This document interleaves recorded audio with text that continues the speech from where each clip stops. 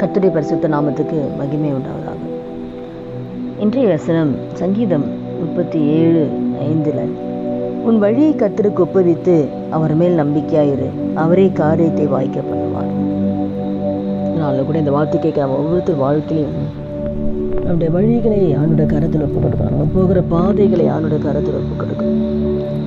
ஆணுடைய கரத்தில் நம்ம ஒப்பு கொடுக்கும்போது நம்முடைய காரியங்கள்லாம் ஆண்டவர் ஒப்பு கொடுத்துட்டு என்ன பண்ணோம்? நம்பிக்கையாக இருக்கணும்.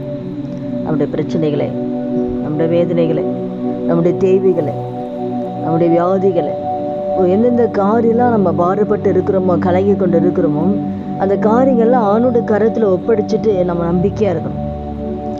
ஆணுடைய கரத்தில் ஒப்படைச்சிட்டோம், அவர் பார்த்துக்கொள்வார், அவர் அற்புதம் செய்வார்னு சொல்லி அவருடைய கருத்தை நம்ம ஒப்படைச்சு நம்ம நம்பிக்கையாக இருக்கும்போது நம்முடைய காரியங்கள்லாம் அவர் வாய்க்க பண்ணுவோம்.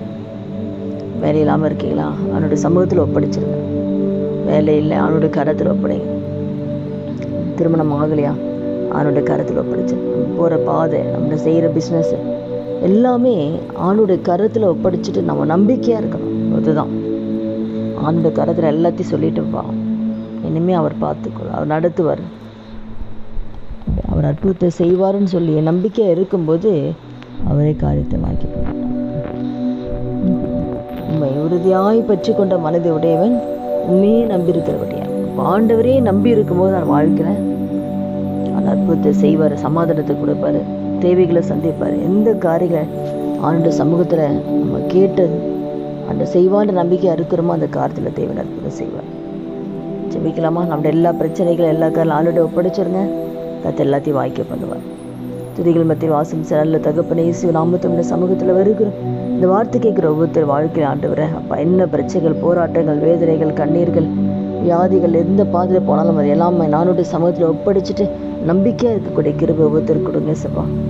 அவன் ஒவ்வொருத்தர் வாழ்க்கைகளுக்கு எல்லா காரியங்கள், எல்லா ஜபங்களுக்கு பதில் கொடுத்து அவருடைய காரியங்களை நீ வாய்க்க செய்ய போகிறபடினால உங்களுக்கு நன்றி செலுத்தும். வேலையை வாய்க்க செய்ய போறீங்க, திருமணத்தை வாய்க்க செய்ய போறீங்க.